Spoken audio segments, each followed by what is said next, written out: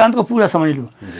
इतना पानी लेके जाती हूँ, उसमें समा जाती हैं, ना तो उस समुद्र का वो वाटर लेवल बढ़ा पाती हैं, नहीं बढ़ा पाती, और ना उसमें कोई परिवर्तन कर पाती हैं। कोई परिवर्तन, उस समुद्र के पानी में ही इनके पानी का कोई प्रभाव नहीं पड़ता। नहीं, समुद्र के पानी में ही इनका पानी जल मिल जाता है, मिल जाता है ना जी। समुद्र जो समुद्र का स्वाद होगा, इनके जल का वही स्वाद हो जाएगा। हो जाएगा। इनके जल का स्वाद समुद्र का जल का स्वाद नहीं होगा, कम नहीं होगा है। इस प्रकार से, तो इसी प्रकार से जीव जब परमात्मा को पा जाता है, अचल होए जिम जीव हरि पाई, जीव अचल हो जाता है कब? जब भगवान से प्राप्त कर लेता है। तो जब परमात्मा में विलीन हो जाता है, तो जैसे नदी का पानी समुद्र में विलीन हो जाता है, इसी प्रकार से जीव उस परमात्मा में विलीन हो जाता है। तो इसके जितने भी अवगुण होते हैं वो सब समुद्र में शांत हो जाते हैं, समुद्र में शांत हो जाते हैं। फिर उसमें कोई विकार नहीं रहता है, जीव में फिर विकार नहीं होता, समझे? इसलिए कहा गया है कि जो किसी ने कहा ना कि मूर्ख के उपदेश से ज्ञान गांठ को जाए, और कोयला घिसे उजरो ना करे, नो मन सावन खाए। ये देहाती कहावत है, देहाती लोग कहा करते हैं। उजरो ना करे मतलब साफ नहीं होता है, केवला सफ़ेद नहीं होता है। लेकिन न्याय दर्शन शास्त्र में महर्षि गौतम जी ने लिखा है, कोयला को साफ करने की एक सूत्र है। अच्छा, अब ये सूत्र आप जल्दी प्रवचन में नहीं बताएंगे, चल फिर दोबारा हम कोई विशिष्ट साधक हो उसको बता सकते हैं हम। इसको दोबारा आएंगे फिर देखेंगे। तो जो महाराज जी ने बताए, प्रीत बिना नहीं भगत दिड़ाई, और आगे इसके कहा जिम खगपति जल की चिकनाई। तो कहते हैं जब तक भगवान में असीम या राम नाम पर असीम प्रेम नहीं हो जाएगा, तब तक आपकी भक्ति दृढ़ नहीं होगी। और जब तक भक्ति दृढ़ नहीं होगी, तब तक भगवान मिलने वाले नहीं। प्रीत नहीं, प्रेम नहीं होगा, प्रेम नहीं। और जब तक प्रेम नहीं तो भगवान मिलने भक्ति नहीं होगी, और जब भक्ति नहीं होगी तो भगवान प्राप्त कहाँ से होगी? जी। तो अच्छा, इसमें महाराज निर्मल मन का बहुत महत्व है जी। वो निर्मल तभी तो होगा जब आपको प्रीत हो जाएगी। जैसे आपसे कहें कि हम इतने बड़े आदमी हैं, हमने ये किया वो किया, आप अपने मन से कहिए हमने ऐसा किया, तो आदमी अहंकार नहीं, आदमी तर्क करता है अपने मन में कि इतने बड़े होते हैं तो काहे को फिर ऐसे मांगते फिरते। तो वो तो जादूगर का ऐसा खेल है कि जादूगर देखो राम जी की इच्छा से आपको गड्डी नोटों की दिखा देता है, देखो ये नोट 1000 के नोट की, 100 के नोट की, और फिर सब दिखा करके बंद करके, और फिर कटोरा लेके सबसे 10-10 पैसे, 1-1, 2-2 पैसे मांगता है। अरे इतने नोट तुम बना लेता तो काहे को मांगता है?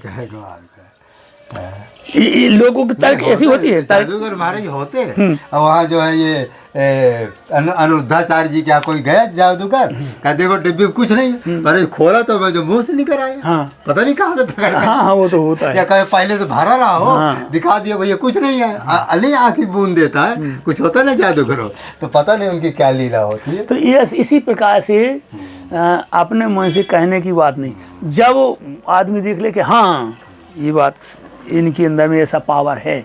जैसे आपने कहा कि हम महात्मा जी की हम गारंटी देते हैं, आपने समझ लिया कि इनके अंदर पावर है, तब ना आपको उनकी बात की विश्वास हुआ। भाई मुझे एक मंत्र दिया, मैंने मंत्र कहा अमेरिका में उसका प्रयोग किया, महाराज 1 मिनट में वो चमत्कार दिखाया, तब तो मैं गारंटी दे रहा हूँ। फिर वो माता जी महाराज कोमा टाइम में चली गई, उन्होंने 1 मिनट में खड़ा कर दिए। तो महाराज साधारण व्यक्ति के पास का तो नहीं, 5 भयंकर प्रेत और किडनी खराब, लीवर खराब, डॉक्टर जवाब दे दिए। ये मेरे पास नंबर है ये महाराज जी, आप फ़ोन करके पूछ भी सकते हैं, लेकिन ये है कि थोड़ा वो ये इधर से नहीं लगता, उधर से लगता है ये है। हाँ इधर से नहीं लगता। हाँ इधर से महाराज जी नहीं लगता, लगेगा तो विदेश का है। हाँ विदेश का नंबर है, ये नंबर मैं लिखा हूँ। मैंने उसका नंबर इसलिए ब्लॉक कर दिया है कि महाराज जी बहुत ख़राब उसका धन है।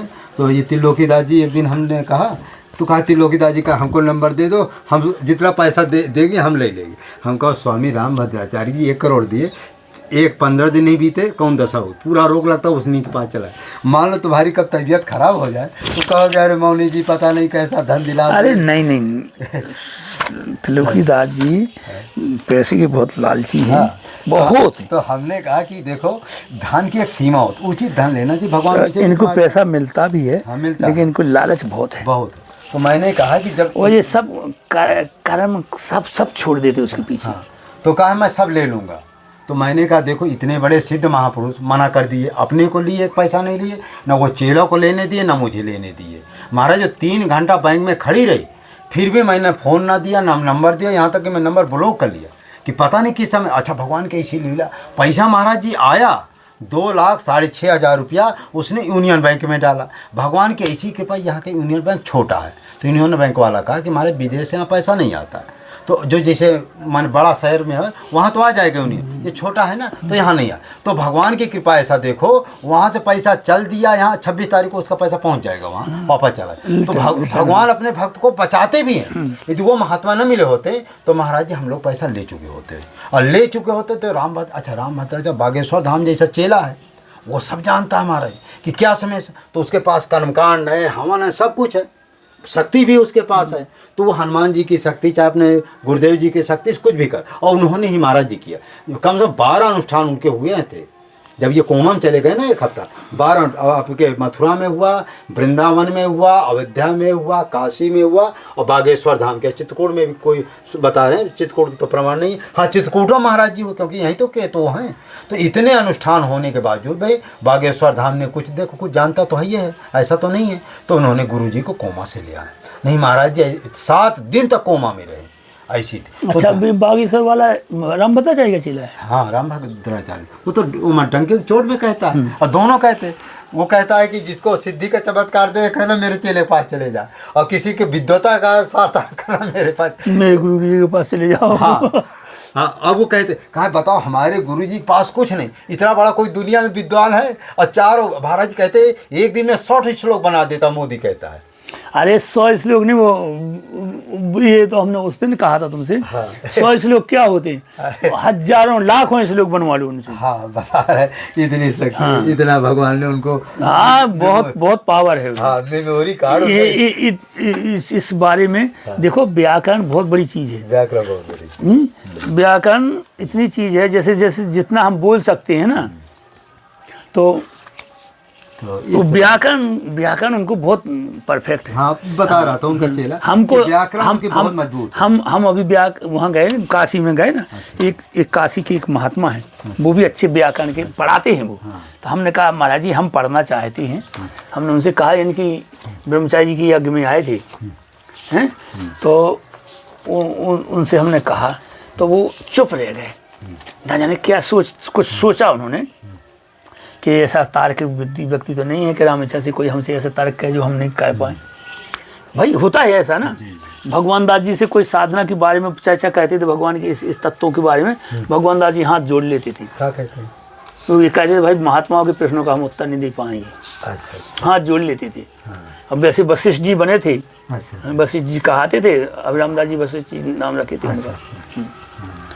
जिनका रामदास चेला है, ये धोबी घाट। हाँ। अच्छा वही उन्हीं का चेला है? उनका चेला नहीं, उनसे विभूति लिया है। अच्छा विभूति। चेला तो ये पहाड़ी जी के परिवार का है, इतना ही जानता है, वो कुछ नहीं जानता है। हाँ वो हमें परिवार के। अब ये कि मैं थोड़ा पढ़ा लिखे हैं, थोड़ा शास्त्र ग्रंथ पढ़ लिए हैं, उसी में दुनिया को समझाते हैं। जो कुछ भी करता है सही है। हाँ ठीक है, अच्छा है। हमको उस भौंजार में हमको नहीं फंसना है। नहीं राम नाम का तो अच्छा तर्क देते, थोड़ा हमारे उनकी इतनी गलती है। देखो हम उनसे बार बार एक शब्द कहा कि राम जी का खूब बड़ाई करो, लेकिन मैं किरण जी का नाम ना जोड़ो। किरण जी का, जैसे राम जी हमारे सब कुछ है, सर्वे सर्व परात्पर ब्रह्म सब कुछ है, लेकिन मैं किरण जी का नाम ना जोड़ो कि किरण जी छोटे हैं। तो उनके जो भगत होते वो मैंने वो नहीं छोटा बड़ा किसी को नहीं कहा जाता है।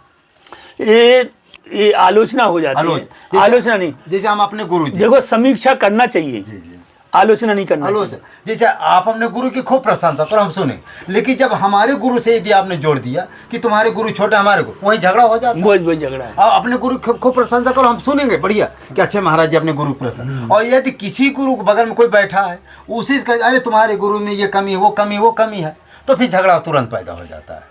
एक कबीर पंथियों में ऐसा होता है। अच्छा अब चालू है क्या? हाँ चलो बहुत देर हो गया है समय भी काफ़ी हो गया। तो महाराज जी बहुत अच्छी बातें बताई। हाँ उसमें जो कुंडलनी वाली एक प्रश्न कोई औरत ने कौन भक्त ने किया, उसमें क्या महाराज जी प्रथम गुरु की प्रधानता है। गुरु जब तक नहीं मिलेगा तब तक इसके बारे में नहीं जिसको गुरु भी, और गुरु वो हो जिसको जानकारी हो, जानकारी हो, उसके बारे में जानकारी नहीं तो वो इधर उधर भटकाता रहे। अरे महाराज जी ठीक, कल हमको कहाँ का व्यक्ति था एक हफ्ता पहले, वो क्या है ना गुदा चक्र नहीं होता, अब वो किसी ग्रंथ में पढ़ लिया कि गुदा चक्र में ऐसे करेंगे तो गुदा चक्र जागृत हो जाएगा। नहीं वो नहीं होता। तो महाराज जी क्या है कि गुदा चक्र तो जैसे हुआ, लेकिन वो मैं इतना बता रहा, इतना असीन दर्द हो, इतना मानो गुदा चक्र तो होगा कुछ दिन किया होगा, कहा इतनी, अब इसके आगे का कुछ पता ही नहीं हमको, नहीं पता तो क्या फायदा है ऐसे काम तो करने। मैंने उससे कहा कि जब इसके आगे का पता नहीं तो वो काम ही क्यों किए हो, क्यों किए? जब हमको पता नहीं प्रयागराज का रास्ता जाना है तो बिना जाने बुझे क्यों चल दें, पहले पूरी जानकारी करना चाहिए, तो फिर रास्ता चलोगे तो पहुंच भी जाओगे, नहीं खुद भी जाओगे भटक जाओगे। तो महाराज कुल मिलाकर भक्तों से वो ये है कि आपको यदि कुंडलनी के बारे में कुछ भी जानकारी, संख प्रचालनी क्रिया अच्छा। हमारे दिल्ली में भजराम दास जी रहते रहे। अच्छा। पालम में, पालनपुर में रहते हैं वो, पालम में, पालम कॉलोनी है ना, वो हवाई अड्डा है जहाँ, अच्छा, वहाँ पर रहते रहे वो।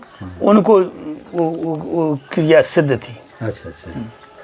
वो सन 86 में उनका शरीर एक्सीडेंट से छूटा था। हरिद्वार जा रहे थे, हाँ एक्सीडेंट में मरी थी वो। वो महात्मा को सिद्ध थी। वो क्विंटलों दूध पी जाते तो यहाँ से दूध निकाल देती थी।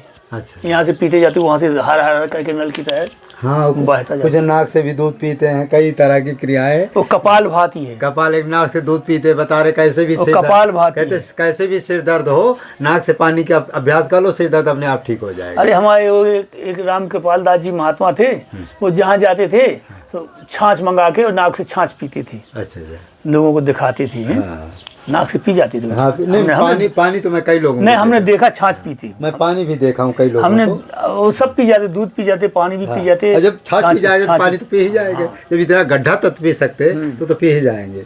तो महाराज जी ने अब बजरौली क्रिया जो है, एक महात्मा थे बाबा मंगलदास जी, बाबा जैसे पैसा वाले बाबा सनकादिक चाय, उनकी जमात में एक महात्मा थे। उन महात्मा को बजरौली क्रिया प्रसिद्ध थी। अच्छा। अब राम रक्षा एक राम रक्षा दास जी थे, सनकादिक के महात्मा थे वो, राम रक्षा दास जी, उनको बजरौली की क्रिया थी।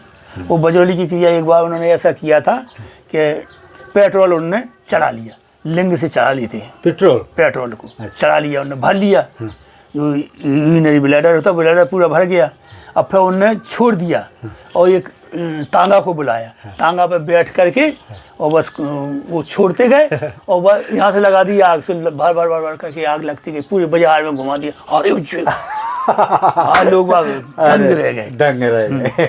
ये तो महाराज जी चमत्कार है। अरे बहुत चमत्कार है। हाँ ये तो चमत्कार है। ये क्रियाएं हैं, बजरौली क्रिया है। क्रियाओं की अलग अलग वो है ना, वो संख प्रचालनी थी क्रिया थी और ये बजरौली क्रिया है। ये तो महाराज सही बात है। हाँ। विचित्र चमत्कार। अरे बहुत क्रियाएं बहुत लोगों ने की, किसी को क्रिया सिद्ध होती है। हाँ। कोई तो नष्ट हो जाता है। कबीरदास जी ने एक दोहा कहा है कि अमली हो के धरबे ध्यान, गांजा पी के भांग खा के शराब पी करके कोई भगवान का ध्यान भजन है, गिराई होकर कथवे ज्ञान, गति होकर कूटे भाई कहे कबीर तीनों ठग। हाँ। ऐसे कुछ दो। हाँ ऐसे ही है। तो योगी नशा पीकर धरे ध्यान, गिराई अमली होकर धरवे ध्यान। हाँ। नशा नहीं, अमली होकर अमल करके। अच्छा। नशा को अमल बोलते हैं। अमली होके धरवे ध्यान, गृही होके कथवे ज्ञान, और जोगी होके कूटे भग, तीनों ठग हैं। तो वही ठग के चक्कर में हम पड़ गए। वो जो डिप्टी कलेक्टर था ना, वो ठग था, रात भर साले दिमाग पचाओ। हाँ कुछ लोग होते। अब हमको जो है अब ज्ञान आया, हमको अकस्मात देखो अभी ज्ञान आ गया हमको कि आपने कही नहीं कि वो मैया ने हमको इतना पर 1 घंटा बात किए, हम बहुत दिमाग चाट। हाँ दिमाग चाट। तो मैंने सोचा अब वो कह रही है सन्यासी की मैं सीख चली हूँ, मैं निर्गुण को मानती हूँ लेकिन निर्गुण मुझे अच्छा नहीं लगता, सगुण अच्छा लगता है। तो मैंने कहा नहीं वो गलत बात है। हाँ। रास्ता गलत भटक गई। हाँ। वो रास्ता भटकी हुई है। तुमको बताना चाहिए कि तुम रास्ता भटक गए हो। हाँ। जिस व्यक्ति को जिसमें श्रद्धा हो उसी की साधना करना चाहिए, उसी से प्रश्न भी करना। हाँ, उसी से प्रश्न करना। हाँ, नहीं तो दूसरा व्यक्ति भटका दे। अब उसने वो मंत्र दे दिया, उसको तुमने गुरु बना लिया, तो उसी से पूछो फिर। नहीं, अब ऐसे नहीं कि भैया जो भी प्रश्न है, जो जहाँ से आप गुरु मंत्र लिए उन्हीं से जा करके पूछो। भाई हाँ, हर महात्मा अलग अलग होता है, तो जा करके उन्हीं से पूछो, गुरु जी से पूछो, उनकी परंपरा से पूछो। अब हमसे प्रश्न पूछने क्या जरूरत है? तो इस तरह से था। चलो ठीक है, गलत बात है। मानव धर्म प्रसार की जाए, सत्य न्याय धर्म की जाए, चित्रकूट धाम की जाए, कामतगिर भगवान की जाए, मंदाकिनी की जाए, अनुसुईया जी की, महाराज जी की जाए। मानव धर्म प्रसार की जाए, सत्य न्याय धर्म की जाए। मानव एक जात है, मानवता ही एक धर्म है। सभी धर्म संप्रदायों के संतों प्रवर्तक समादर करना, अनाचार दुराचार भ्रष्टाचार को मिटाना, समाज में फैली हुई कुरीतियाँ डम्बरों के विरुद्ध संघर्ष करना, और समाज में स्थानीय न्याय द्वारा न्याय सुलभ कराना, और छुआछूत रंग भेदभाव को मिटाना, गांव-गांव मोहल्लों में जा कर के मानव धर्म की स्थापना करना, स्थानीय न्याय द्वारा न्याय सुलभ करना, ये मानव धर्म।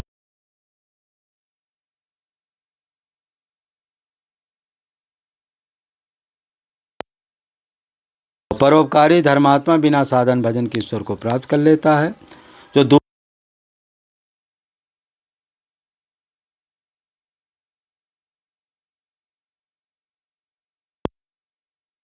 झूठ बोलने वाला कभी आगे बढ़ नहीं सकता है।